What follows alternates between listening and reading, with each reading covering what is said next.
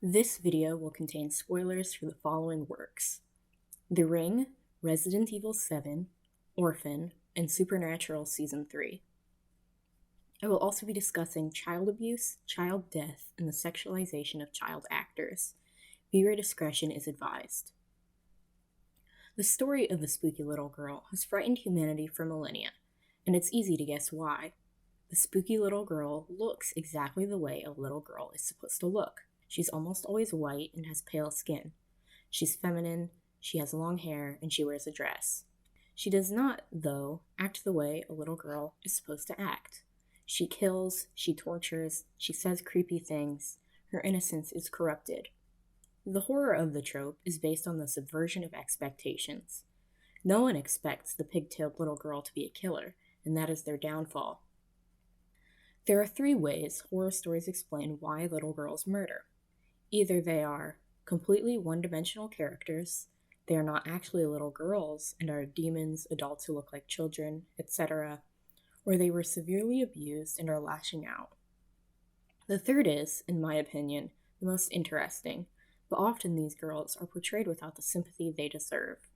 Spooky little girls are portrayed unsympathetically because real abused children are treated unsympathetically. The spooky little girl is the embodiment of a societal fear that abused children will lash out at those around them.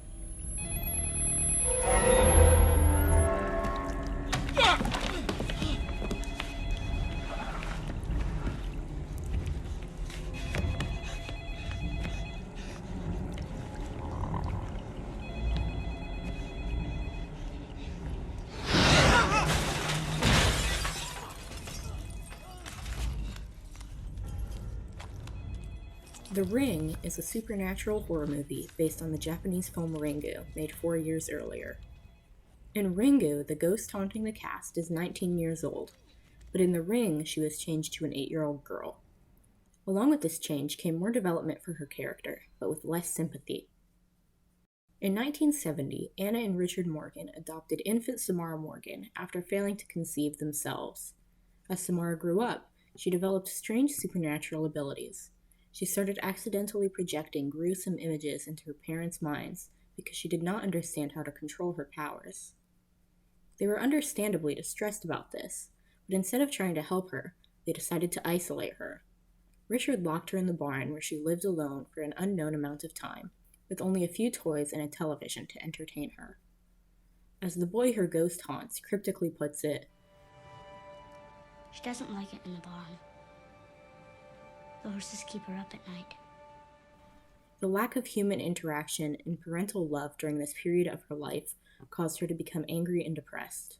In 1978, Samara was institutionalized. She was suffering from insomnia, and her parents decided to get her help for that and for her seemingly uncontrollable powers.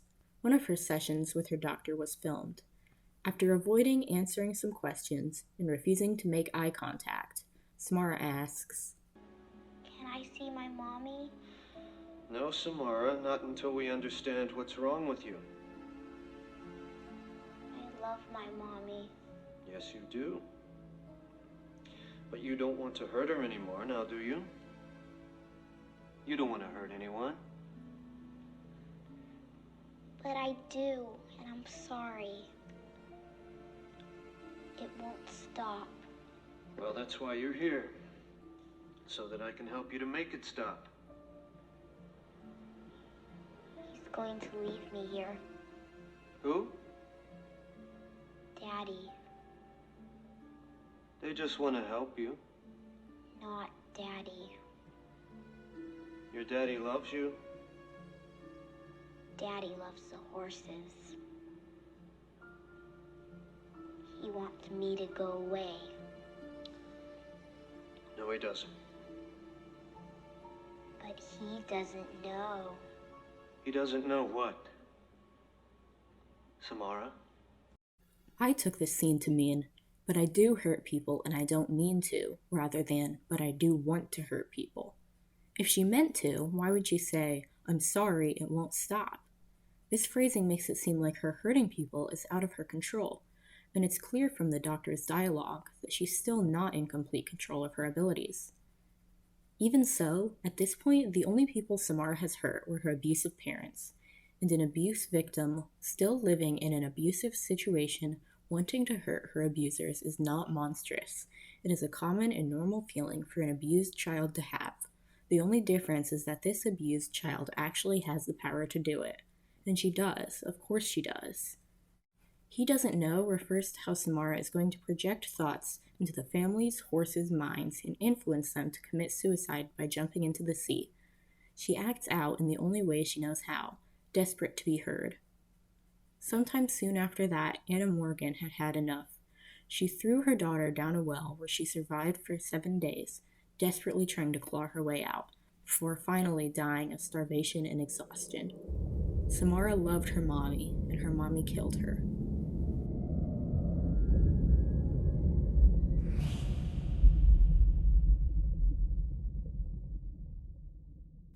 In the present day, Rachel investigates the deaths of her niece and her friends, who all watched a mysterious tape, which Rachel finds and also watches. She then shows it to her ex-husband Noah, asking him for help. The tape was made by Samara's ghost, and it contains clues for solving her murder. With the help of Noah and their son Aiden, who has been talking to Samara's ghost, Rachel makes her way to the Morgan's farm and discovers Samara's story, instantly sympathizing with her. She is angry at Richard for abusing her. Rachel finds the well where Samara was murdered. Samara's ghost pushes her in, and Rachel finds her body. She cradles her, whispering, "It's okay now. It's okay." She later says to Noah, She wanted that job more than anything in the world. How could she have done that?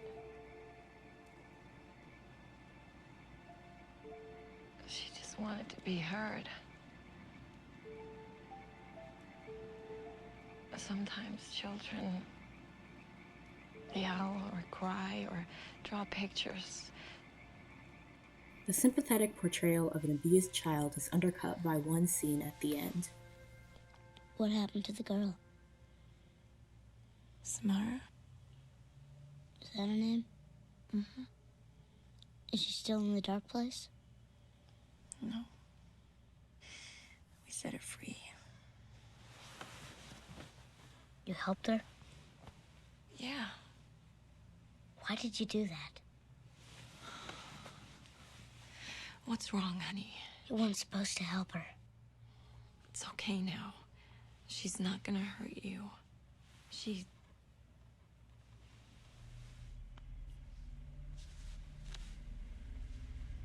Don't you understand, Rachel?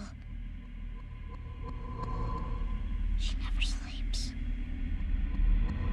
Rachel rushes to Noah's house and finds him already dead, killed by Samara's ghost.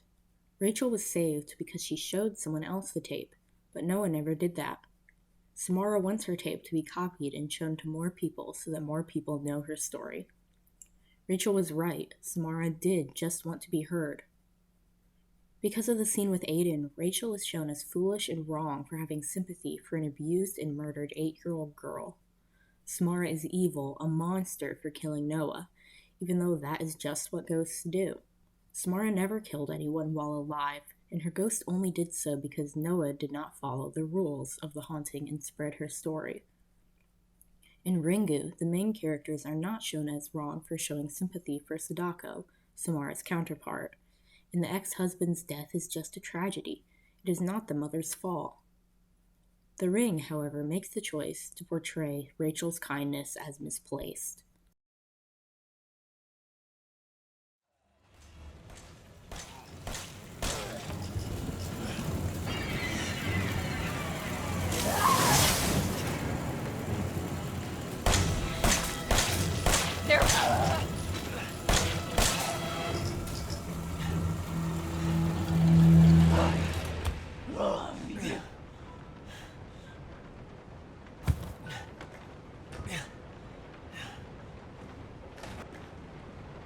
family, son.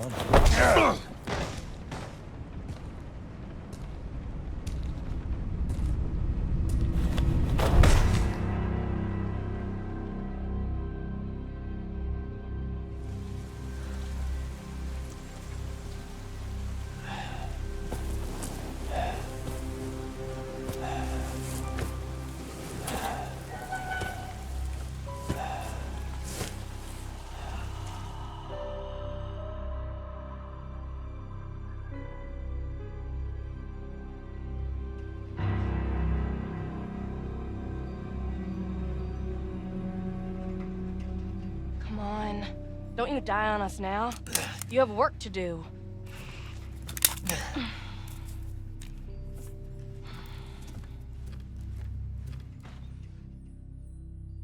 Resident Evil is a science fiction video game franchise based on the horrors of biowarfare.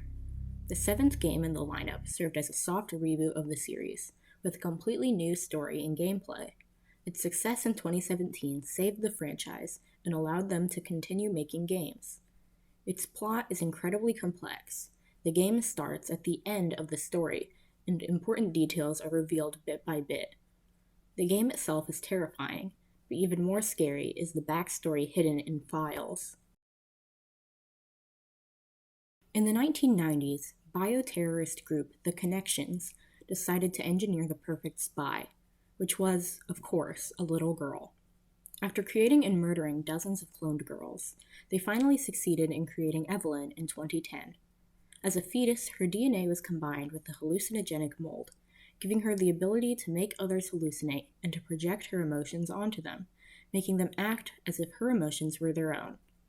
She underwent an unknown imprinting protocol with her handler Mia Winters, causing her to be emotionally attached to her. She was never given any choice in life, not even with who she loved. Though Mia may not have been involved in the actual experimentation, she participated in abusing Evelyn by allowing it to happen and by emotionally neglecting her. Evelyn grew tired of the constant experimentation and lack of love in her life, and rebelled while being transported on a ship in 2014. She murdered the ship's crew and ran around on the ship, trying to evade capture. She had this conversation with Mia. Are you mad at me, Mommy? No, Evie, I'm not mad. Wait, what did you call me? I don't want to live at the lab anymore. I want a house, and I want you to be my mommy. Okay, Evie. I'll be your mommy. Just come back with me. Right now, okay? Where are you, Evie?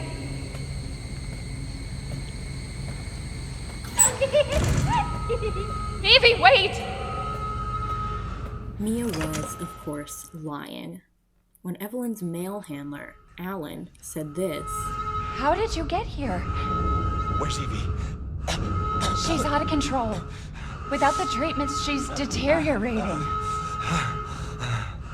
Well, it's a good thing we're already dying. Don't say that.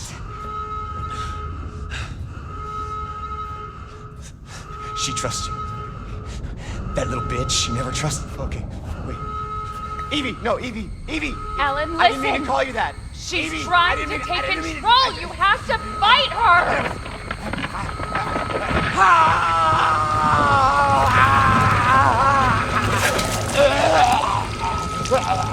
Evelyn, stop! Stop right now! Don't touch me, don't!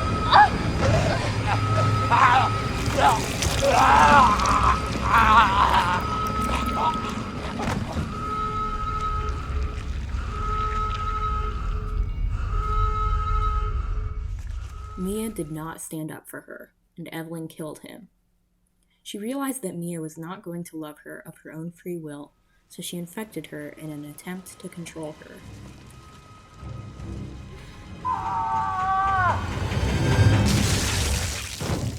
We'll be together forever. The ship wrecked, and Evelyn was rescued by the Bakers, a kind rural family. Slowly, she infected them too, and forced them to become her family. She forced them to kidnap dozens of people over the next 3 years to join their family, but none of them survived the process and instead became zombies. In 2017, Ethan Winters, husband of Mia Winters, receives a cryptic email from her and decides to go looking. He has no idea about Mia's past as an agent of a terrorist organization. He encounters the Bakers, infected and violent, and kills them one by one. He does not really see Evelyn until the very end. Her character is clearly drawing from the established horror trope of the spooky little girl. Evelyn's giggles, whispers, and drawings are meant to terrify the player before we even meet her face to face. This only works because of its reliance on genre conventions. Out of context, they are nothing more than the products of a child. Evelyn had called on Ethan, hoping that with him here, Mia would be willing to love her of her own free will. She was wrong. Can we be a family like before? No, Evie. We can't be a family. We were never a family. We will never be a family. Then I don't need you anymore. The ending is supposed to be happy for Ethan and Mia, but it is incredibly cruel to Evelyn. Both Mia and Ethan call her a little bitch. The player kills her while she cries and screams no over and over, and Mia gets away scot-free. Resident Evil 7 is a tragedy. For the Bakers, for Ethan, for the dozens of victims, and for Evelyn too. She never asked to be born. She never asked for godlike powers that she could barely understand. Her creation was the result of inhumane experimentation. She was abused for over half of her very short life. She was only monstrous because of her abuse, and yet the narrative tries to paint her as unreasonably evil.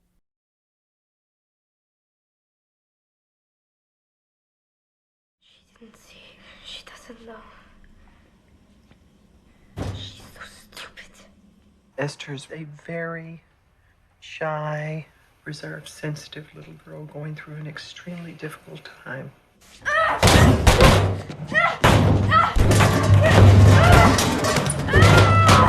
She's exceptionally bright and highly articulate.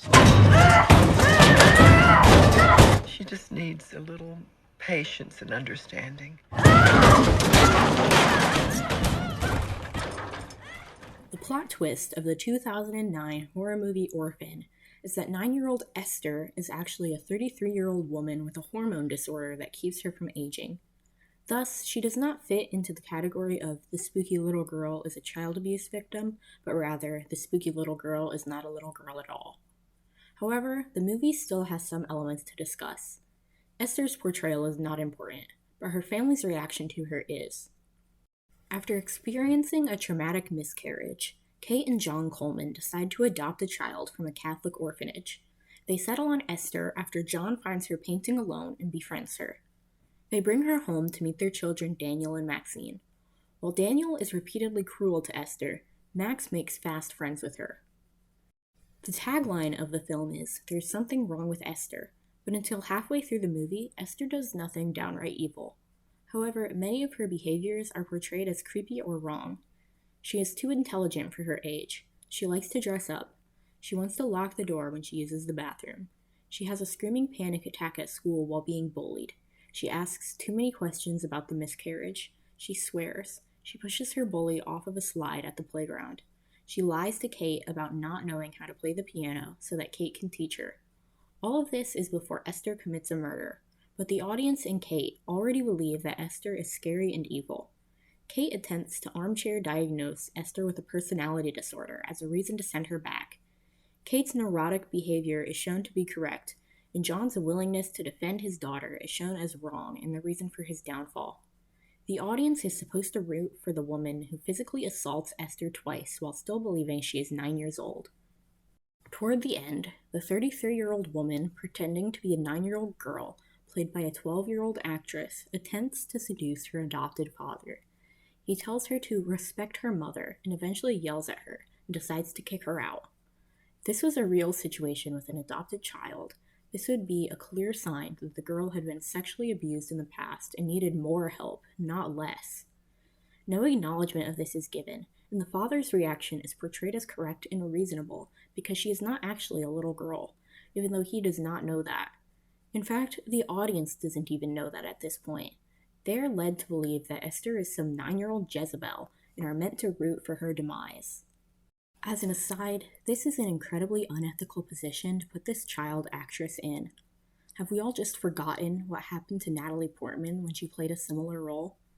To be fair, she didn't come out about this until very recently, but it should be common sense not to sexualize a child actress who cannot consent. The audience is meant to side with Kate and her poor parenting skills instead of the traumatized orphan who does nothing explicitly evil until halfway into the movie. Though Esther does not quite fit into the spooky little girl is an abused child role, she is worth mentioning because her parents' toxic behaviors are portrayed as justifiable. These stories ask the question, what if abused little girls actually had the power to hurt people? Spooky little girls are representative of a societal fear that abuse victims will stop putting up with their abuse and lash out, hurting their abusers and bystanders alike. The spooky little girl blurs the boundary between innocence and evil. She looks like a child, but commits acts of extreme violence. The horror often comes from dramatic irony. The audience does not trust the girl, but the characters might. Characters are punished when they show kindness to the girl, and are rewarded when they hurt her. Rachel in The Ring, the Bakers in Resident Evil 7, and John in Orphan all try to help the spooky little girl, and all face negative consequences. Rachel loses her lover, the Bakers become her slaves, and John is murdered. Anna and Richard in The Ring, Ethan and Mia in Resident Evil 7, and Kate in Orphan all do the right thing by killing her. The audience is meant to root for the murderers of children. But are they right? Samara killed her family's horses, and her ghost murdered 5 people. Evelyn tortured a family through mind control for 3 years and used them to kill dozens. Esther is actually a dangerously ill, violent grown woman. By portraying them as monstrous and evil, the girl's abuse is justified. Mia Winters was right not to love Evelyn, and Ethan was right to kill her. Richard Morgan was right to lock Samara in the barn, and Anna was right to murder her. Kate was right to mistrust and accuse her child of crimes, even though she had no proof. Child abusers are more sympathetic than their abused children. Something audiences often do not seem to understand is that these girls are not real. Samara and Evelyn are not real superpowered little girls, and they did not kill real people. The writers chose to portray them the way they did, and chose to frame them unsympathetically. It does not matter that these girls killed people. It matters that child abusers are shown to be in the right. Even within the framework of the text, these girls did not deserve their abuse. Samara killing the horses in retaliation for her father's refusal to love her may be seen as monstrous, but she was only monstrous because of her abuse. She was lashing out in the only way she knew how. Her ghost commits murder because she is a vengeful spirit, and that is just what ghosts do. Even the ghosts of kind people end up killing in many works. Evelyn was 4 years old, raised in a lab, and experimented on her entire life. She was unloved, uncared for, and taught to use her abilities to harm others. Of course she went berserk at a tiny taste of freedom. Some may wonder why Evelyn tried to force the Bakers to become her family when they may have taken care of her anyway, but unfortunately this was inevitable. Evelyn did not know any life besides being raised as an attack dog. She had never known love, so she did not recognize it when she saw it. Because Mia refused to love her, she did not think anyone else would be willing to love her on purpose. The story is a tragedy, but Evelyn is just another victim. Esther is a grown woman who harmed children and cannot be defended, but Kate's actions were still inappropriate. She saw Esther having a screaming panic attack while being bullied as misbehavior, and she accused her husband of siding with Esther over her because he thought it was not a big deal that she lied about knowing how to play the piano. Unreasonable and even abusive actions are justified in these narratives because their victims are monsterized. If they were not abused, would Samara and Evelyn have done the things they did? Would they still have hurt people? Possibly. There are various theories of moral development, but most can agree that young children's morality is focused on survival, on avoiding consequences and seeking reward. They do not yet understand the nuances of right and wrong, good and evil. They see the world in black and white. If any child could force her parents not to make her eat vegetables, of course she would do it. This does not make her evil. Whether or not superpowered children are capable of evil is a purely fictional debate. These girls are not real. The implications of these stories, however, are very real. Real child abuse victims can be complicated. They can lash out, get into fights, misbehave, act rudely, or otherwise not fit into the mold of the meek, perfect victim. Despite this, they still deserve to be cared for and to be given the opportunity to heal.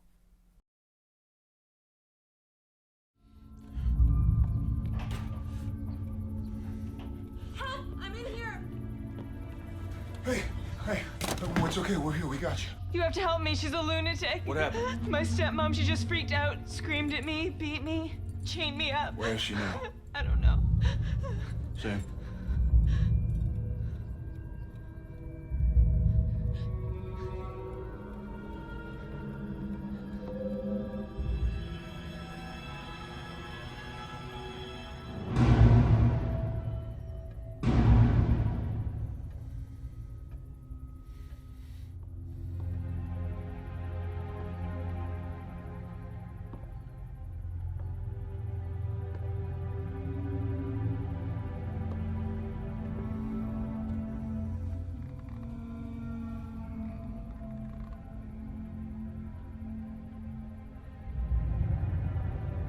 Who are you?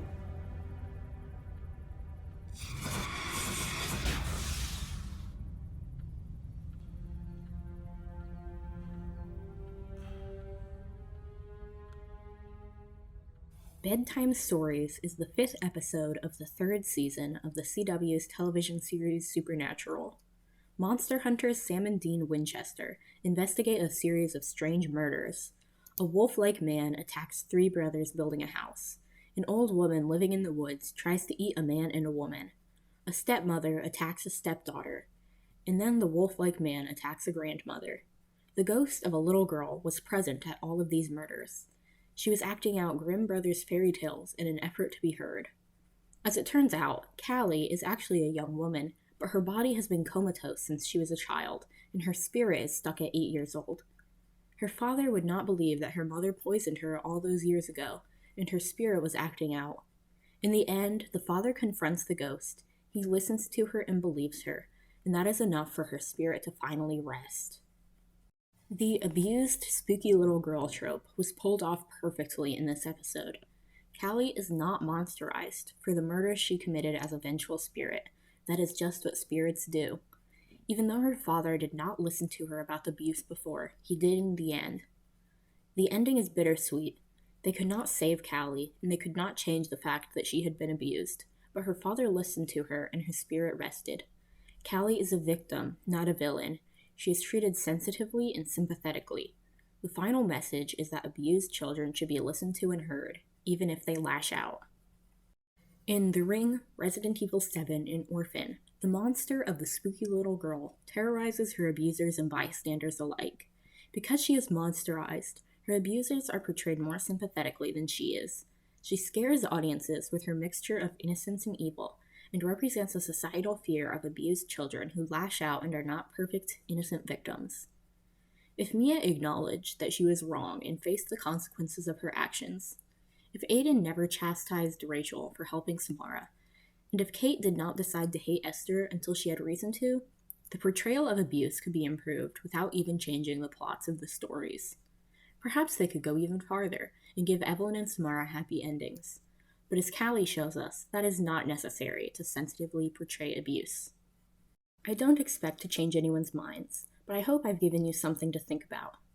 Remember that this topic is very sensitive, so please treat it so in the comments. I plan to make more in-depth videos about The Ring and Resident Evil 7, so if you're interested, stay tuned. Thank you.